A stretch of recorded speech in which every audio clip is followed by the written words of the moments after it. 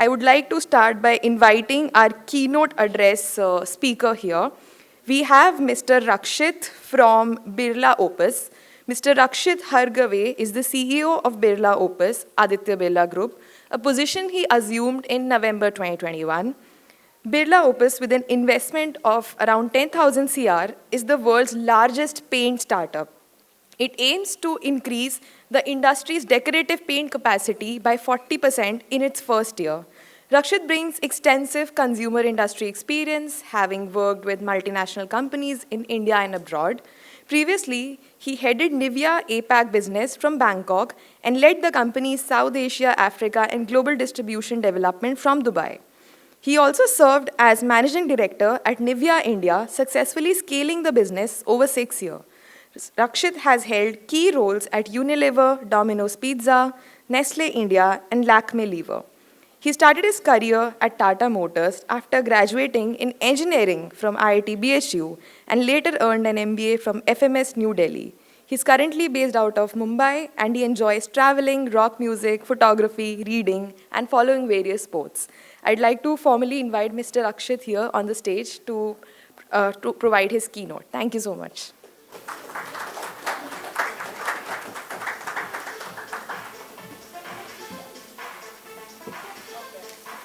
So very happy to address you today.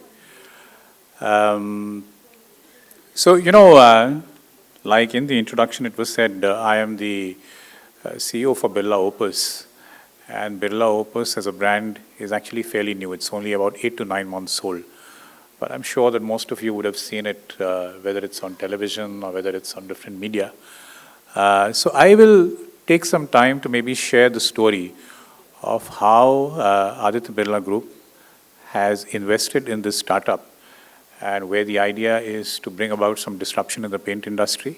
And also we have publicly declared that we want to scale up to be a 10,000 crore company in 3 years of operation, and we want to be the number 2 player. But obviously there's a lot of passion, there's a lot of money, and there's a lot of planning which has gone beyond that. So to begin with, the paint industry is one of the unique industries in India, and when I mention paint, I'm talking about the decorative paint industry. And that's because it is virtually a monopoly led by one market player. And if you take a look at any consumer industry, such kind of monopoly was not existing. There were always at least 2 players or 3 players. But the paint industry is also unique because there's a lot of power in the hand of the dealers.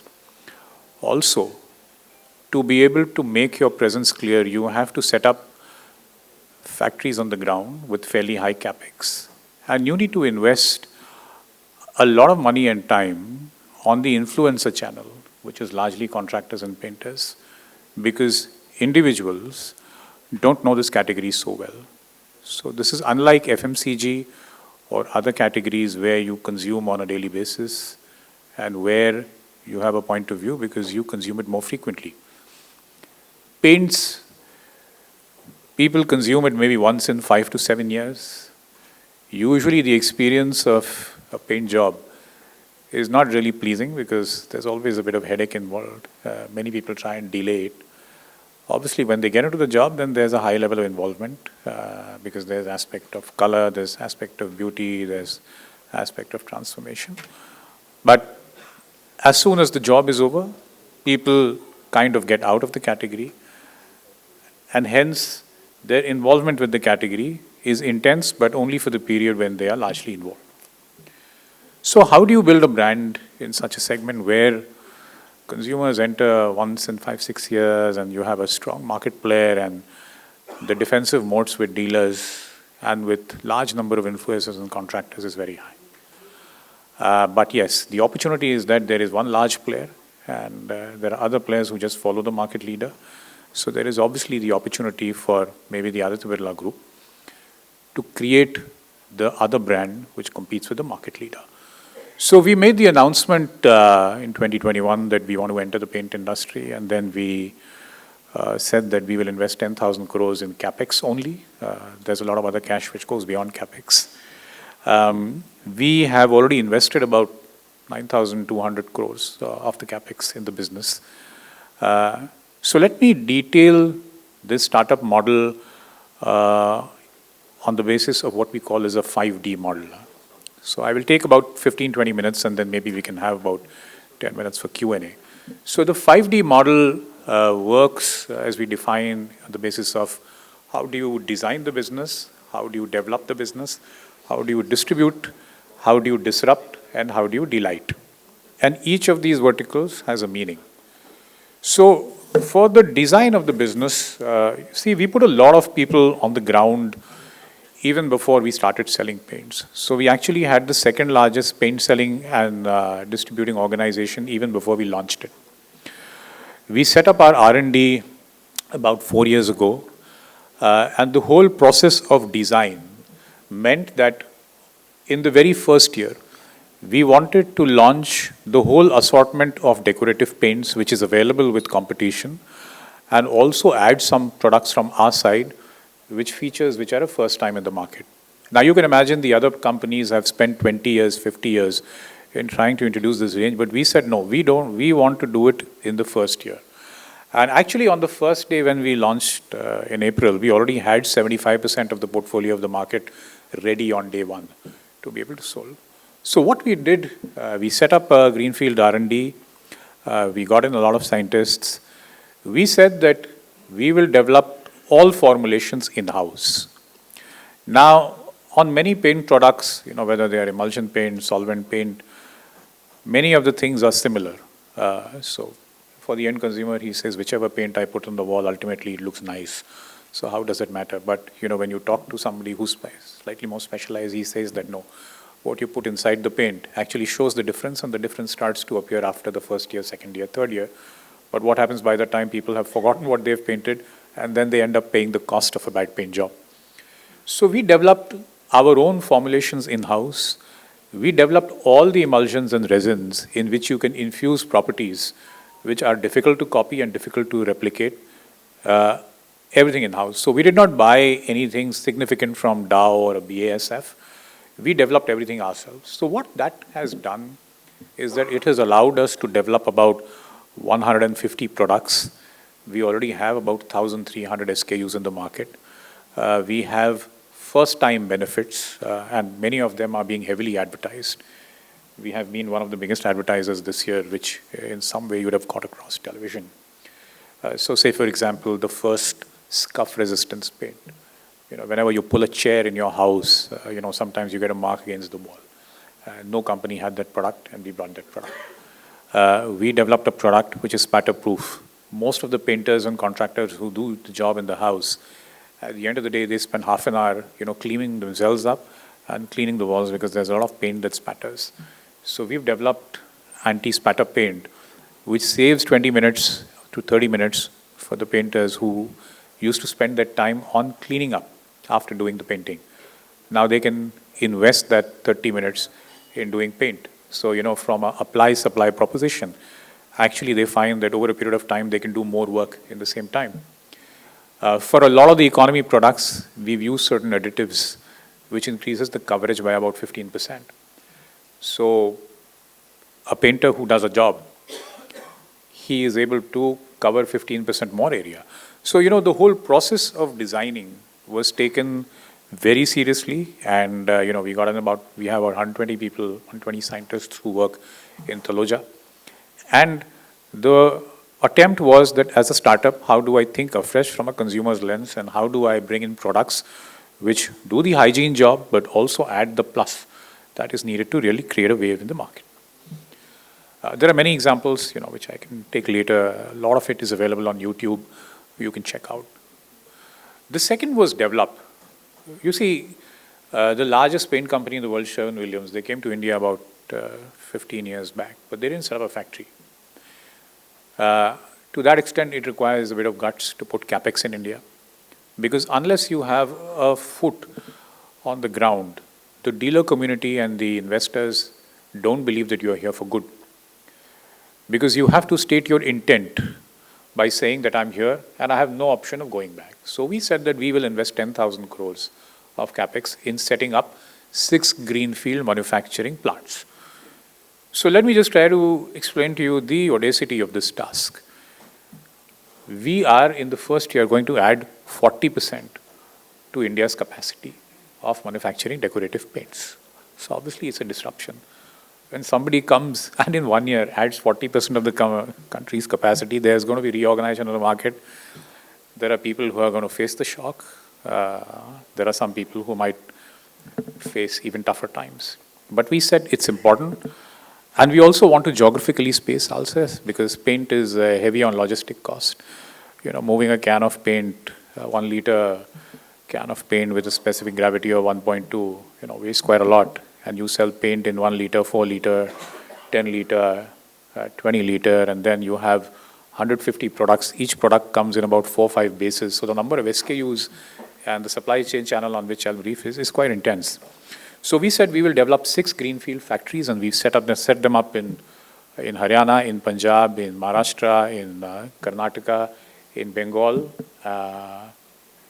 6 of them, and 5 of them are already operational. We've been able to set them up in about 18 to 20 months, which is also a record time. How we manage those projects and set them up and did the procurement is a separate discussion by itself.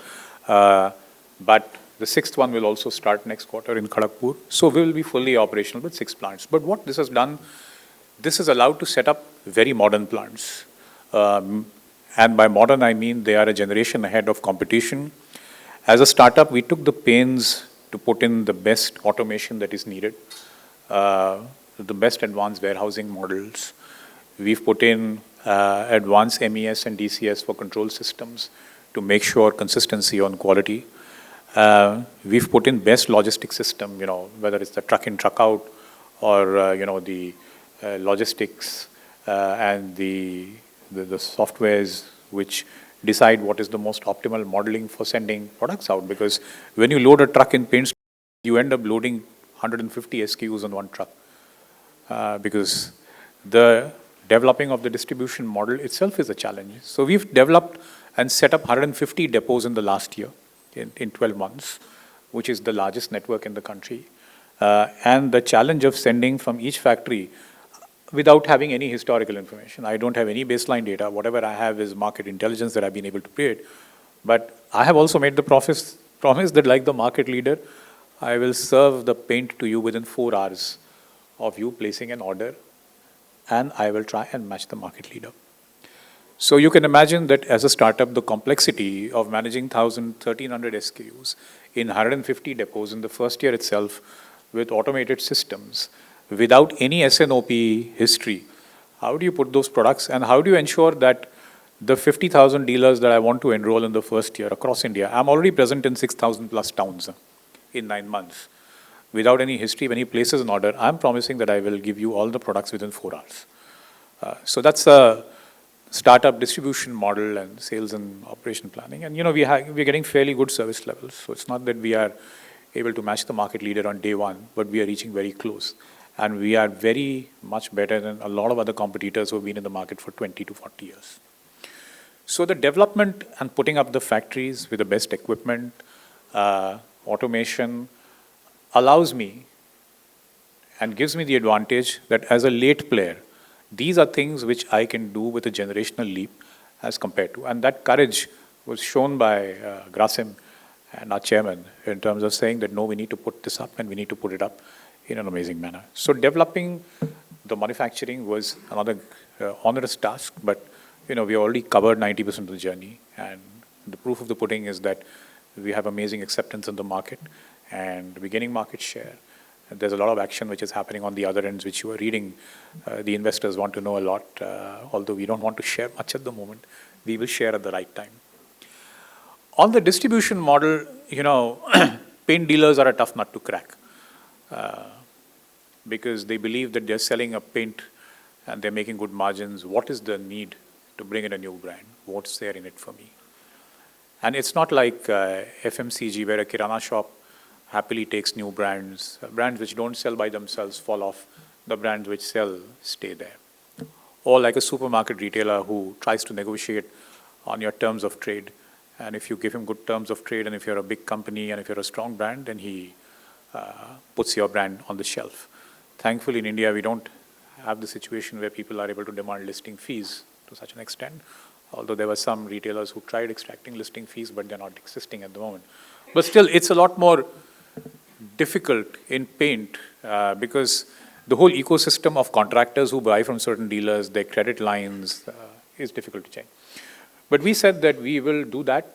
So obviously, we've come with very attractive propositions for dealers. We have developed very good technology for contractors. If you know, all contractors who buy paints, all the paint cans have QR codes.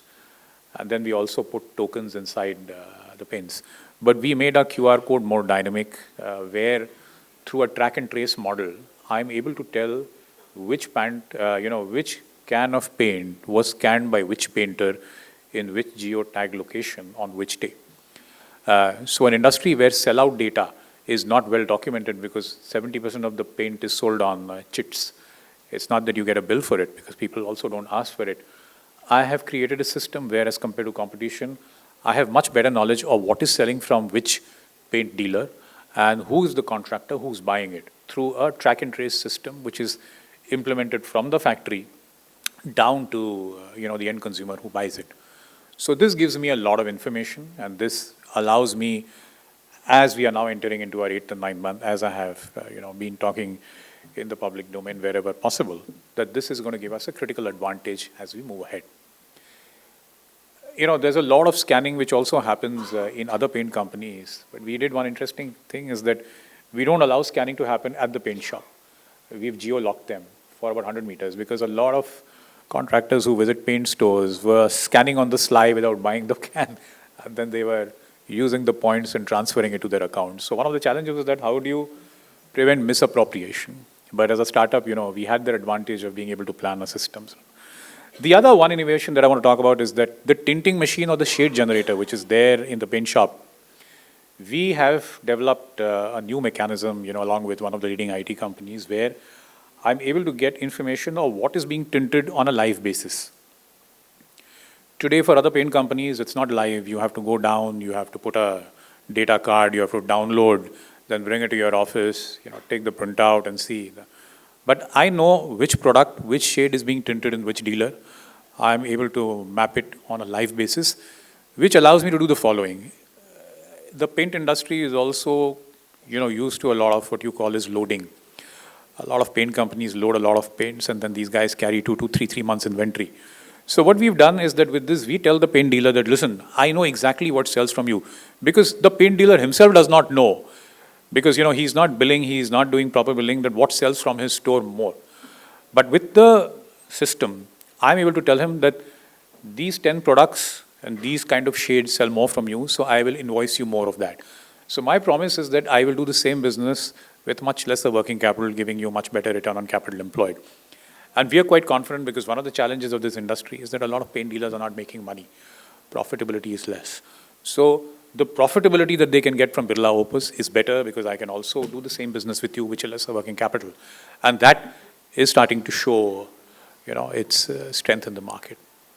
And obviously, my tinting machine is the first of its type in the world. It's about 40% smaller because the 4 global vendors who usually make these tinting machines, we subcontracted and patented designs with them. So all this was in the works for 3 years. So again, to reiterate, if you need to have a large startup, you need to plan a lot in advance. And obviously, you need to put a lot of resources from the beginning. From a disruption point of view, like we also said, there's a lot of stuff which we're also doing with influencers who are contractors, their training, digital warranties. This whole industry is driven a lot by incentive trips. So we're doing all that, but we've created loyalty platforms which are again very flexible because I am a new player and I have to compete with entrenched players. So how do I make my loyalty program more attractive, much more seamless? So a lot of innovation has gone there, and obviously product training. So the whole organization, Birla Opus, is on learning systems, digitize. And for your information, we have close to 5,000 employees full-time. And I'm not even talking about the associates, which we've hired in the last 3 years. 99% of them have been hired from outside the Aditya Birla Group. So that's the kind of recruitment that we have done. So also as a startup, how do you, get these diverse people? We hired them from paint, FMCG, non-durables, durables, telecom. How do you bring them into one unit? so that they have the same culture and that they follow similar things, has been a great exercise. But I think the disruption starts from there, where we have a very young organization, which is totally motivated, and we have stiff targets, but at the same time, we work in a way where our culture pillars are totally engraved in the team. Obviously, there is a lot of work to do. We also have a lot of third-party associates, and how do you manage them? So obviously, like I said, our last mile IT digital system. So we've created a brand new comprehensive digital ecosystem from the front end to the back end, which is connecting. So the quality of data that I have in the CRM that I can see now, which is coming, is quite phenomenal. And that was a planning that we did in the startup in terms of how you do that. The last is consumer delight. So, our painting service model, our franchise stores which are coming up, our visualization of paint houses, the whole creation of a consumer brand. We were the first paint company who started advertising using animation. We said that we won't go, because when you look at advertising of other paint companies, there's a lot of misattribution. You see advertising and you say, oh, this is from the market leader. So we said, how do you differentiate? So we first started with animation. Then our second campaign is, to promote that you're a new paint company. But apart from that, the whole focus for the consumer journey is how do you remove pain from paints. So our painting service, our digitized model, which is now getting rolled out, my dealer-led painting service. So there's a lot of initiative which we have taken to make the painting journey for the end consumer that much more pleasing, which is now getting traction because I have the whole range. We've also set up a wallpaper factory, another first time here. We have not left anything on the go. So you talk about a product portfolio, we have put the capex to set that up, or we've bought out, we've set up capacities.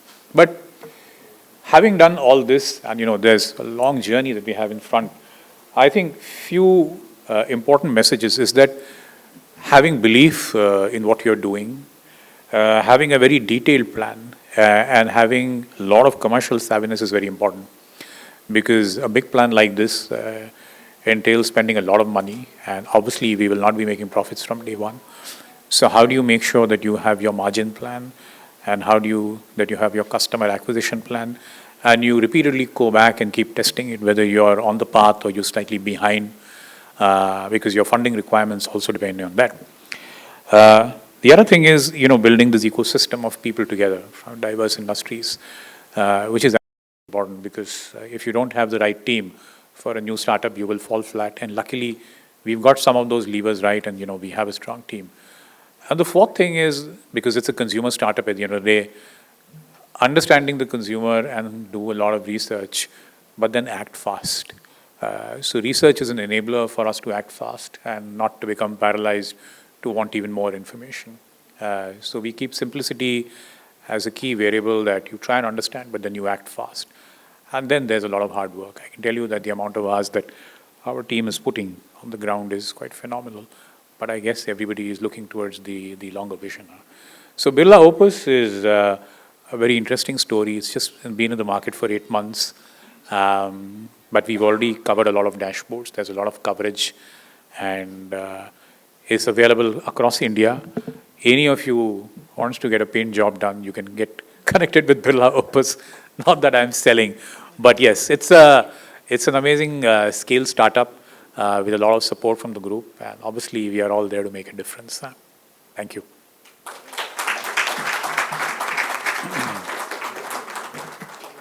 So maybe we have a few minutes for Q&A, if that works out. Yeah. Thank you for the great talk. Actually, paints are kind of ubiquitous to everybody's life, but the problem is that none of us really pay attention, and I didn't know it was there was like so many interesting pain points that you're solving for. My question is specifically the setting up of the factories. I know Ola used digital twins to really plan out the entire factory and build it in record time. So to kind of demystify how you were able to achieve that feat, did you use any sort of digital twin technology or anything similar using AI to help you accomplish that? So let me tell you, the 6 factories that we've set up, all of them make more or less the same products, but some of them also make some other products. They're all in land parcels between 80 acres to 110 acres, with capacities ranging from 200 million litre per annum to 236 million litre. So what we did is that we used one of the factories from a design point of view as a prototype, and then we employed what you call is sectional cloning. Otherwise, it takes about 26 months to 30 months to set up a paint factory of this size. So how did we set up 6 factories in about 20 months? So we used a lot of cloning, and we adapted sections of the factory to the new location and new layout, and used AI to redesign it. But obviously then we had our engineering teams, doing the final touches. Otherwise, if we had not used cloning, it would not have been possible. But the reality is, in a brick and mortar setup, even after you do cloning, when you actually start doing the welding, when you start doing the joint connection, there are challenges, which I think there is no way but to solve it on ground. But I think that helped us a lot. Okay, we'll start here. Just introduce yourself quick and ask the question. Hi, thank you for the talk. I am Harsh Chandak from IITB, Mechanical Engineering. I wanted to know specifically, how did you crack the dealers, as in especially when there's so much competition, what kind of incentives or did you provide for the dealers to ensure that they accept you as a market player and promote your products as well? So 3 or 4 things. Firstly, we've been able to put tinting machines in very large numbers. We've put more tinting machines that the whole industry has put in the last 2.5 years. We've put this year. Now, tinting machine is important because tinting machine is used to create shades on emulsions. And emulsions are the high margin products for the company, and also emulsions are where dealers are able to charge a higher price. I have made the tinting machine, which has a fairly large footprint. And if you go to a paint shop in Mumbai, you don't have a place to stand. So where will you put the machine? So we've made a much more compact machine. So I think with a footprint of about 40% less, many dealers were convinced to place it. Secondly, I've given the tinting machine free. So that's a separate task that we had built, and people usually don't do that. But if you have to enter the shop, you have to invest.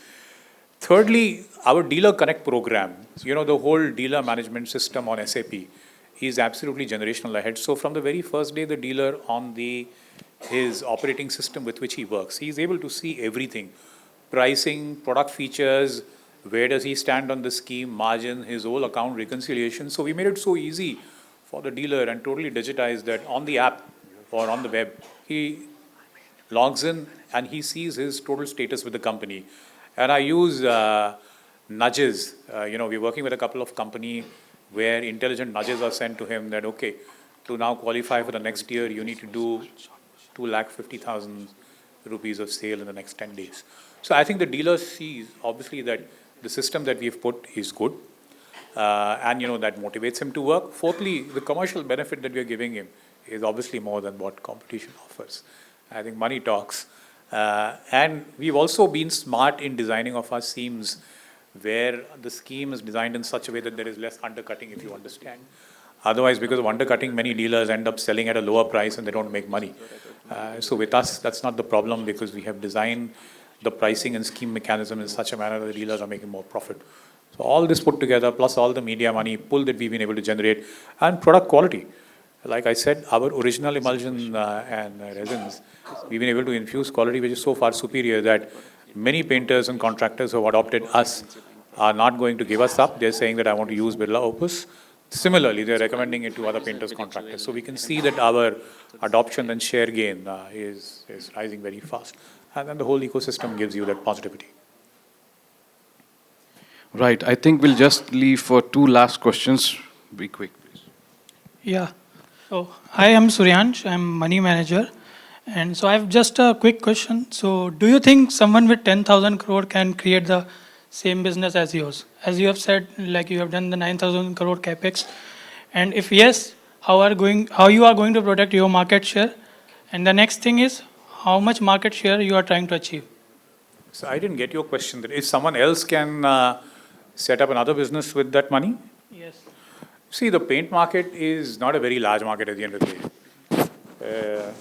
The organized plus unorganized is about 75,000 crores. Now, if anybody is setting and putting that kind of money there's a certain size that he would want to be. If another player wants to come and put this kind of money, the market will get fragmented. So anybody who's putting that kind of money will also want to make sure that the basket size of the opportunity that he's going to be addressing has to be substantial. So I think if somebody wants to put money, why not? Somebody wants to set up 6 factories, we've done it, somebody else can also do it. But the cost of doing that for the next player is going to be very, very high. And your other question was about market share. So we've publicly declared that we want to exit this financial year in high single-digit market share, which is in March. And we are on track to do that. So, I don't understand that question. Well, anybody who's a serious player ultimately will want to be number one. But I think we've only talked about on an intermediate note that we want to be 10,000 crores at the end of first 3 years. And that's where we want to be. And then how the market dynamics play out will give us our position. Last question, please be quick. We'll close with that. Sir. Thank you so much for this very insightful and inspiring talk. I just have one question.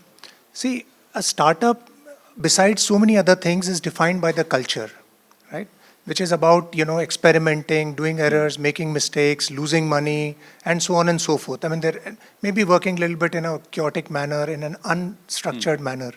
So, obviously, with Birla Opus, I mean, you are more of an evolved startup, right? Because you can think through and you have the wisdom of doing things in a much more structured and a systematic fashion. I mean, like you've described.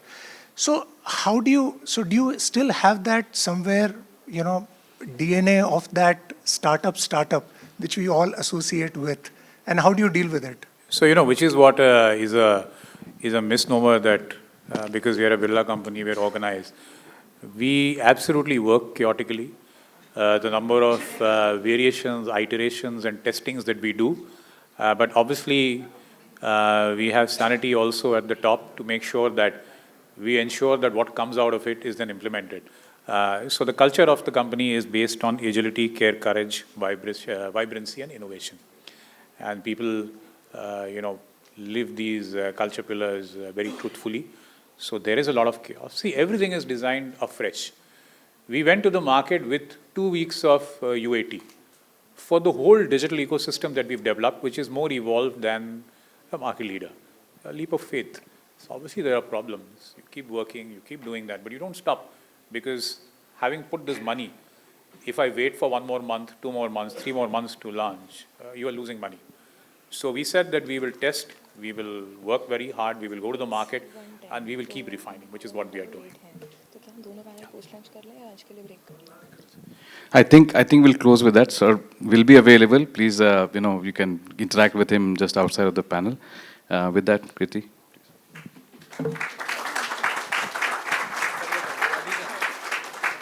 Thank you so much for those. Thank you so much for those insights, Rakshit sir. It was very inspiring to hear from somebody who's not a new player in the market, but just showing how the power of a seasoned veteran in terms of people and technology can help disrupt an industry that is supposedly untouched as of now. So that is very inspiring to hear. I'd now like to invite Pradeep sir from our side, from Pan IIT, to facilitate our guest and to thank him with a small token of appreciation. So.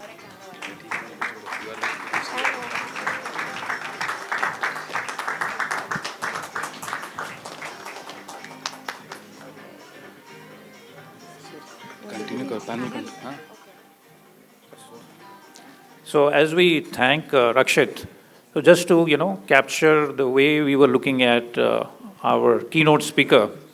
So we looked at who would be the right person to start this startup track, and the way we structured it was person who's been building a robust company, and then we will follow with early unicorns, and then followed by the fast and furious. And what we realized was building a robust company as a startup is not easy. What we've been able to do is to bring digitization into the fore, bring speed of change, breaking the barriers, optimization, and yet scale. So let's give a big round of applause to Rakshit once again.